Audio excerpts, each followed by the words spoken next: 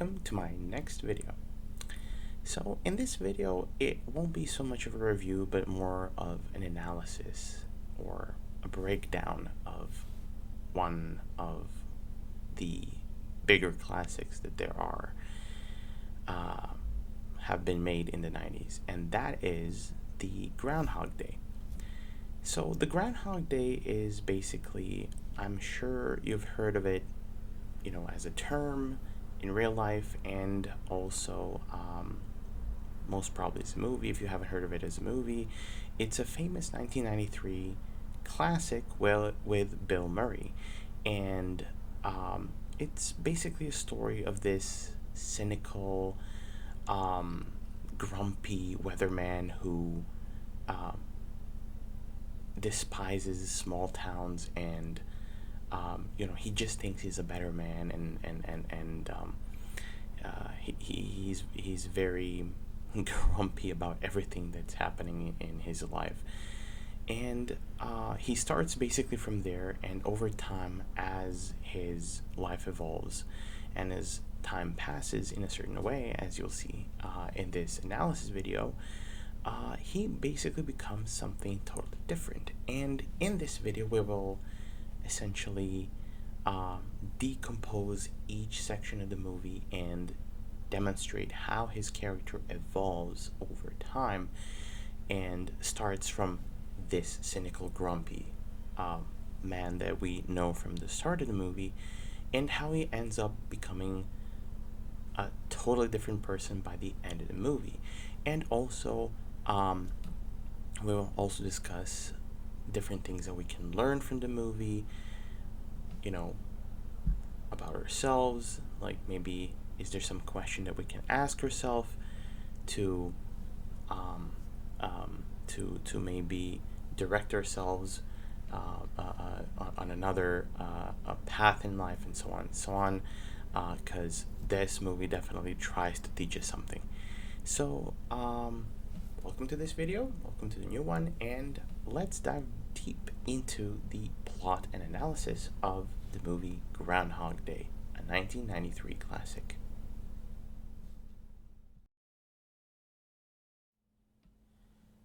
First up, we gotta meet the man himself, Phil Connors.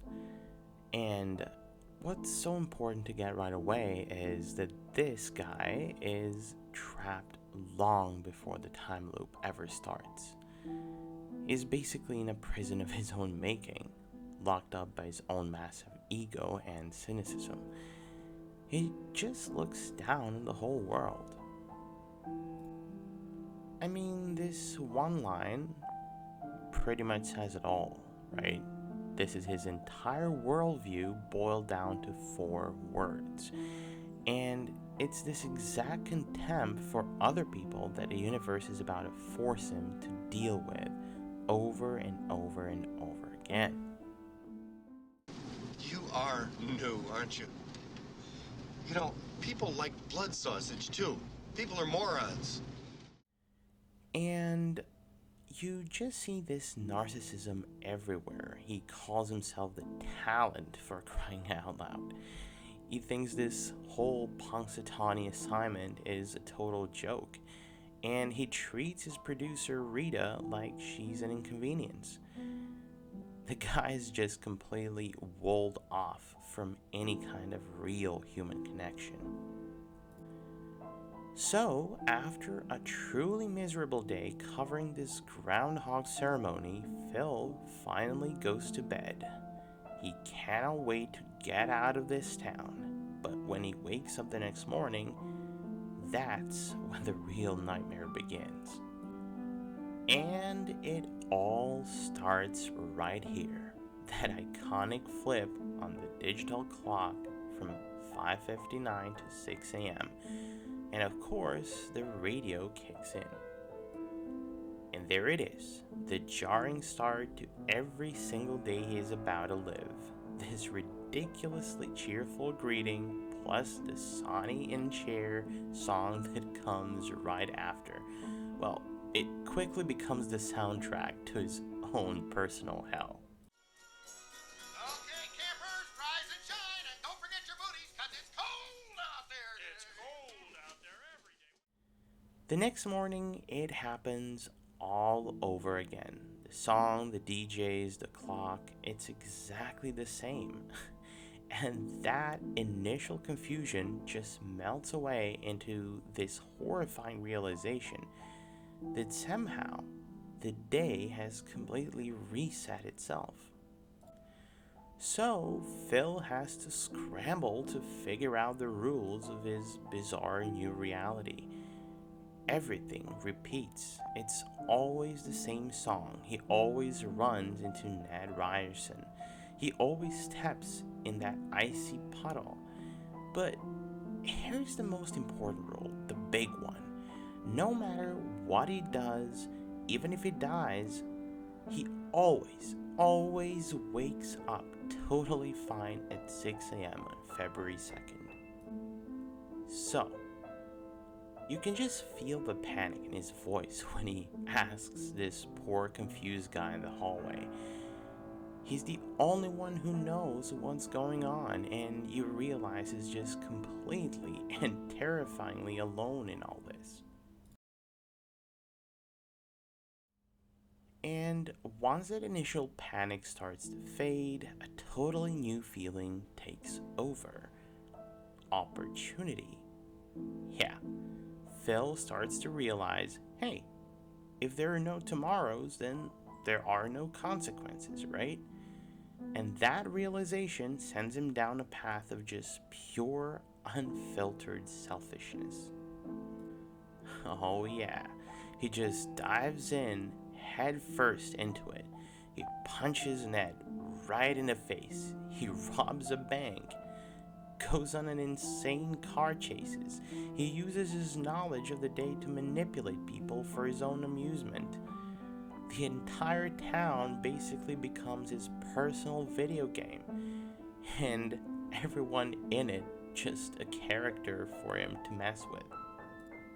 And this quote, this is what he says to a very skeptical Rita. This is the absolute peak of his arrogance.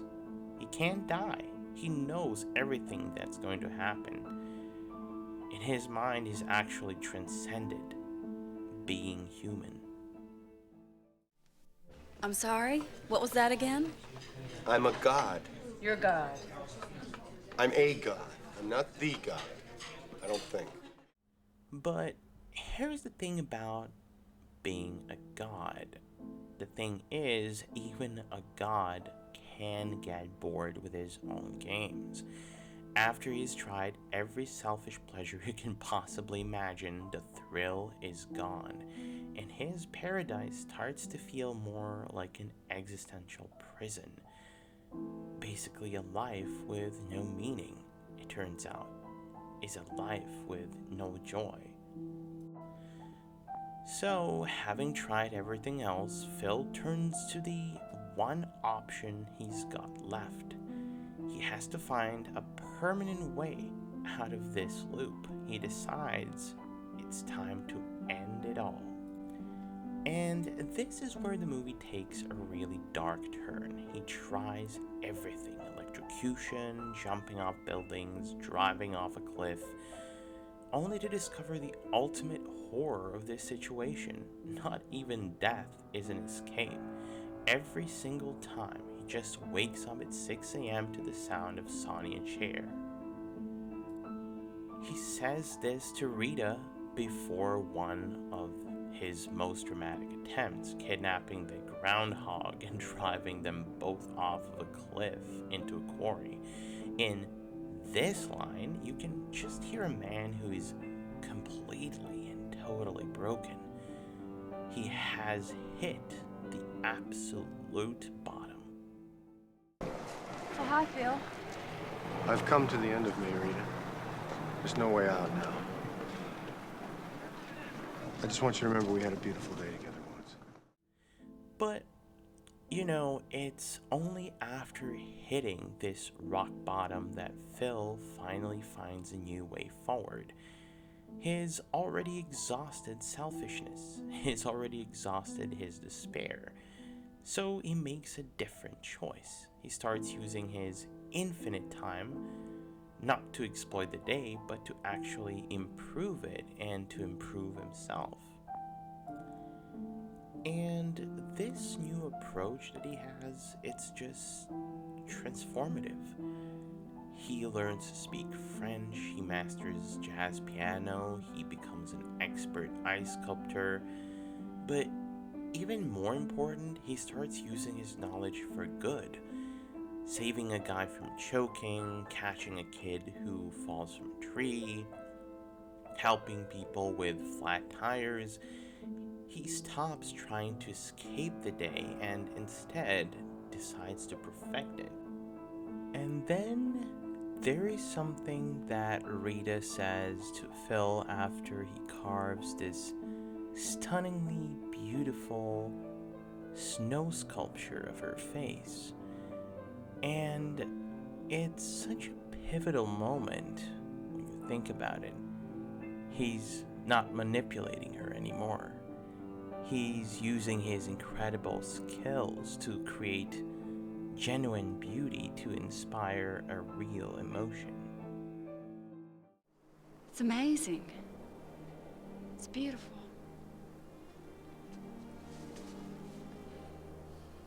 How did you do that? And all of this leads to the culmination of his entire journey. After living what might just be the single most selfless, perfect day imaginable, where he connects with the entire town and earns Rita's genuine love, he's finally granted his release. This comparison really gets right to the heart of what the movie is about, what you see here. So, see, the curse was never the repetition of February 2nd itself. The real curse was Phil's selfish, isolated way of living it. Once he transformed that day into one of connection and growth and love, it wasn't a curse anymore. It became a gift. And here it is, the moment of his salvation. He wakes up, the clock flips to 6 a.m., and there is silence. He turns, and Rita is next to him. He runs to the window, and there is a fresh blanket of snow. It's a new day. He didn't escape the loop by outsmarting it. He escaped by becoming a fundamentally better person. And that's the powerful question the film leaves us with. It's what turns this brilliant comedy into something so profound. We might not be stuck in a time loop, but we all get to wake up each morning to a new day, right? And Groundhog Day is really just asking us a simple question. How are you going to choose to live it? And of course, don't forget to click like and subscribe for more videos to come.